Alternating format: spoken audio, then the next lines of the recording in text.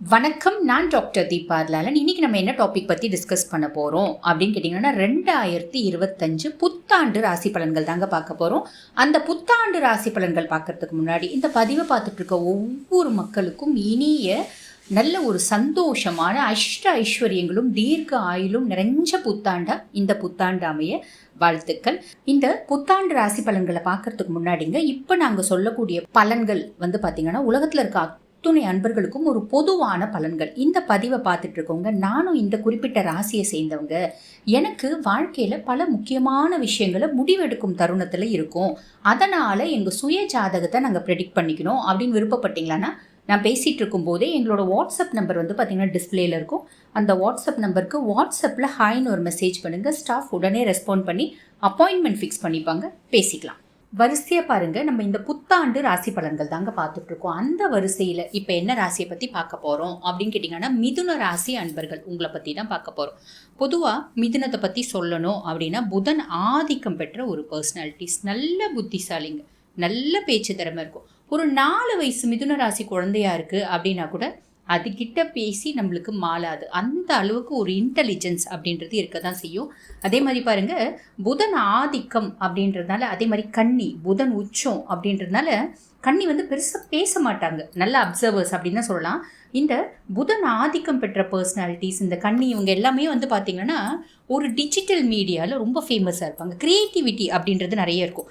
இப்போ ஒரு விஷயத்தை நம்ம ஒரு விதத்தில் பார்க்குறோம் அப்படின்னா, அவங்க வேற பல விதத்தில் பல கோணங்களில் பார்ப்பாங்க, பல கோணத்தில் அந்த விஷயத்தை சிந்திப்பாங்க. அப்படிப்பட்ட பர்சனாலிட்டிஸ் தான் வந்து பார்த்திங்கன்னா மிதுனம் கன்னி ரெண்டுமே. ஸோ புதனுக்கே அப்படிப்பட்ட கேரக்டர் அப்படின்றது உண்டு. புதன் இல்லை அப்படின்னா க்ரியேட்டிவிட்டி அப்படின்றதே இந்த உலகத்தில் இருக்கவே இருக்காது. அப்படிப்பட்ட ஒரு புத்திசாலியான மிதுன ராசி அன்பர்கள். மிதுன ராசி அன்பர்களை பற்றி சொல்லணும்னா கொஞ்ச நாளாகவே பெருசாக வந்து சரியில்லைங்க, எங்கள் நிறைய ராசிக்கு கொஞ்ச நாளாகவே சரியில்லைங்க அப்படின்னு தான் நீங்கள் வந்து சொல்கிறீங்க. அது வந்து ஒரு விதத்தில் உண்மையும் தான். நிறைய ராசிகளுக்கு வந்து பார்த்திங்கன்னா கொஞ்சம் நாளாகவே ரொம்ப ஃபேவராக இருக்குது அப்படின்றது இல்லை. மேஷம் தான் ஓரளவுக்கு ரொம்ப நாளாகவே கொஞ்சம் ஃபேவராக இருக்குது அப்படின்னு சொல்லலாம். மிதுன ராசி அன்பர்கள், உங்களுக்கு இந்த 2025 ஃபஸ்ட்டு வந்து பாருங்கள், சனி பகவான் எங்கே போகிறாரு அப்படின்னா, சனி பகவான் கர்ம சனியாக போகிறாரு. 10ஆம் பாவம் தொழில் ஸ்தானத்துக்கு சனி பகவான் போகிறாரு, கர்ம சனியாக போகிறாரு. அப்போ கர்ம சனியாக போகிறதுனால என்ன சொல்லலாம் அப்படின்னு கேட்டிங்கன்னா, மீண்டும் உயிர் தெழுவீங்க அப்படின்னு தான் சொல்லணும். மிதுனம் வந்து பார்த்திங்கன்னா இந்த ஃபீனிக்ஸ் பறவை மாதிரி அப்படியே சூரியன்கிட்ட போயிட்டு அப்படியே நெருப்பாக எரிஞ்சிட்டாலும் திருப்பி உயிர் தெழற மாதிரியான ஒரு காலகட்டம் இந்த ஒரு வருட காலகட்டம் அப்படின்னு தான் சொல்லணுங்க. ஸோ கர்ம சனி வந்து பார்த்திங்கன்னா, அதாவது கர்ம சனியினால் இது என்ன ஆகுது, தொழிலில் ஒரு முன்னேற்றம், தொழிலில் மேன்மை, ஆனால் உழைப்பு அப்படின்றத நிறைய மூலதனமாக போடணுங்க. எவ்வளோ காசு பண்ணணும் நீங்கள் மூலதனமாக போடுறீங்க, பியாண்ட் தட் உழைப்பு, அதுதான் வந்து பார்த்திங்கன்னா முதல் மூலதனம் அப்படின்னு சொல்லலாம். எந்த அளவுக்கு உழைக்கிறீங்களோ அந்த அளவுக்கு பெனிஃபிட்ஸ் அப்படின்றது கண்டிப்பாக கிடைக்கும். ஒரு வார்த்தை சொல்லுவாங்க பார்த்தீங்களா, வாட் யூ சோ யூ ரீப் அப்படிம்பாங்க. ஸோ நம்ம என்ன விதைக்கிறோமோ கண்டிப்பாக அதுக்கான அறுவடை அறுத்தே தீருவோம் இந்த ஒரு வருட காலகட்டம். சனி கர்ம சனியாக வரதுனால தொழிலில் எந்த அளவுக்கு ஹார்ட் ஒர்க் பண்ணுறீங்க அதுக்கான பலனை சாலிடாக கொடுத்துருவார், கவலைப்பட வேண்டாம். அதே மாதிரி பார்த்தீங்கன்னா ராகு 9ஆம் பாவம் கும்பத்துக்கு போகிறாரு. ராகு வந்து பாக்கியஸ்தான ராகு வந்து பார்த்திங்கன்னா பொதுவாக வந்து பாருங்கள், இந்த ஷேடட் பிளானட்ஸ்லாம் எப்போ வந்து ஒரு சுபஸ்தானத்துக்கு போகிறாங்களோ அப்போ எக்ஸ்ட்ராடினரியான பெனிஃபிட்ஸ் கொடுத்துருவாங்க. அப்போ இந்த பாக்கிய ராகு அப்படிங்கிறவர் வந்து என்ன பண்ணுவார் அப்படின்னு கேட்டிங்கன்னா, நல்ல பாக்கியத்தை கொடுப்பார்.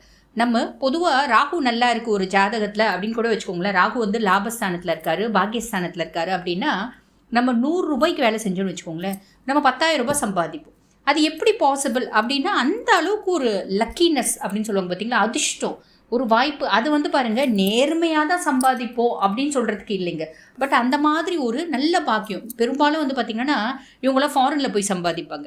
ராகுக்கு இதெல்லாம் சூப்பராக இருக்குது அப்படின்னா அவங்க வந்து ஃபாரினில் இருப்பாங்க. ரீசன் என்ன அப்படின்னா, அங்கே நல்ல வருமானம் வரும், அந்த மாதிரி நிறைய ஜாதகம் அமைச்சிடும். ஸோ இந்த பாக்கியஸ்தானத்தில், அதாவது 9ஆம் பாவத்தில் ராகு, 3ஆம் பாவம் கேதுக்கு 3ஆம் பாவம் வந்து பார்த்திங்கன்னா ரொம்ப ஃபேவரான இடங்க. அதை ஒரு இந்த பாக்கிய ராகு, 9ஆம் பாவம் கேது, 10ஆம் பாவம் சனி, இதெல்லாம் வந்து பார்த்திங்கன்னா ஒரு ராஜயோகம், நல்ல ஒரு பெனிஃபிட்டான ஒரு வருஷம் அப்படின்னு தாங்க சொல்லணும். அதுதான் நான் ஃபஸ்ட்டே சொன்னேன், மிதுனம் மீண்டும் உயிர் தெழுவார் மிதுனம் அப்படின்னு சொன்னேன். சரி, ஓகே.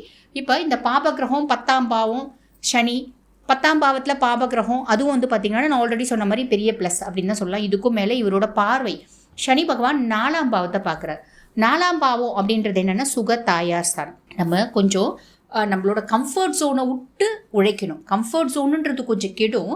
பட் பியாண்ட் தட் நம்மளுக்கு நல்ல இன்கம், பொருளாதாரத்தில் மேன்மை, தொழிலில் முன்னேற்றம் அப்படின்றது வரும். ஒரு சொல்வாக்கு செல்வாக்கு இதெல்லாம் அதிகரிக்கும் நம்ம வந்து ஒரு சுகத்தை விட்டு உழைக்கிறதுனால. அதே மாதிரி பாருங்கள், அம்மானோட ஹெல்த்து ஏதாவது காம்ப்ளிகேஷன் இருக்குது அப்படின்னா அதில் வந்து பார்த்திங்கன்னா ஒரு பெரிய முன்னேற்றம் அப்படின்றது வரும். அதே மாதிரி தாயாரனோட சப்போர்ட்டு, தாயாரனோட ஒரு ஆதரவு அப்படின்றது கிடைக்கிறதுக்கு நிறைய வாய்ப்பு உண்டு. அதுக்கப்புறம் அவரோட பார்வை 7ஆம் பாவம். 7ஆம் பாவம் பார்க்கும்போது என்ன ஆகும் அப்படின்னு கேட்டிங்கன்னா, ஹஸ்பண்ட் ஒய்ஃப்குள்ளே வந்து பார்த்திங்கன்னா சம்டைம்ஸ் மிஸ்கம்யூனிகேஷன் வரும், சம்டைம்ஸ் வந்து பார்த்திங்கன்னா ஓகேவாக இருக்கும். பொதுவாக வந்து பார்த்திங்கன்னா ஹஸ்பண்ட் ஒய்ஃப்குள்ளே டிரான்ஸ்பரன்சி அப்படின்றத மெயின்டைன் பண்ணிக்கோங்க. சனி பகவான் 7ஆம் பாவத்தை பார்க்கறதுனால பொதுவாகவே டிரான்ஸ்பரன்சி அப்படின்றத மெயின்டைன் பண்ணிக்கோங்க. நான் வந்து போன மாதமே சொன்னேனேம்மா இன்றைக்கி செஞ்சுட்டேன் அப்படின்னு சொல்லாதீங்க. ஏங்க நான் போன மாதமே சொன்னேனேங்க, இன்றைக்கி அவள் கேட்டாங்க காசு கொடுத்துட்டேன் அப்படின்றது சொல்லாதீங்க. எந்த ஒரு விஷயத்தையும் எப்போ சொன்னாலும் அந்த விஷயத்தை செய்யறதுக்கு முன்னாடி ஏங்க நான் சொல்லியிருந்தேனேங்க, இன்றைக்கி இந்த விஷயத்தை செய்யலான்னு இருக்கேன், செஞ்சிட்டுமா செய்யலாமாங்க அப்படின்னு பெர்மிஷன் கேட்டுட்டு செய்கிறீங்க அப்படின்னா பிரச்சனை கிடையாது. அந்யோன்யம் அப்படின்றது பிரச்சனை ஆகாது. டிஸ்டர்பன்ஸ் அப்படின்றது வராது, மிஸ்கம்யூனிகேஷன் வராது, ஒரு விரிசல் அப்படின்றது வராது. இது மட்டும் என்னோட அட்வைஸ், மெயின்டைன் பண்ணிக்கோங்க.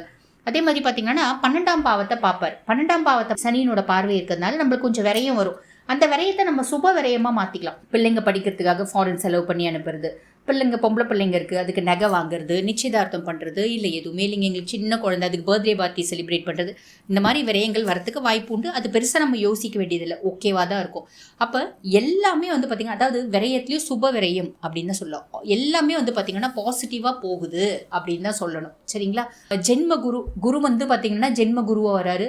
போன வருஷம்லாம் ரிஷபத்துக்கு இருந்தார். 2025 மே மாதம் 14ஆம் தேதி மிதுனத்துக்கு ஜென்மகுருவாக வருவார். ஜென்மகுரு பொதுவாக ஒரு வார்த்தை சொல்லுவாங்க, ஜென்மகுரு வனத்தில் அப்படின்னு சொல்லிட்டு. அப்படி கிடையாதுங்க. பொதுவாக ஜென்மகுரு வராரு அப்படின்னா இடமாற்றம், தொழில் மாற்றம் அப்படின்றது வரும். ஆனால் ஜென்மகுரு வரக்கூடிய காலகட்டத்தில் வந்து பார்த்திங்கன்னா கூடா நட்பு அப்படின்றது கூடாது. ஒருத்தவங்க கிட்ட நம்ம சாதாரணமாக ஃப்ரெண்ட்லியாக பழகுறோம் அப்படின்னா கூட அதனால் பிரச்சனைகள்.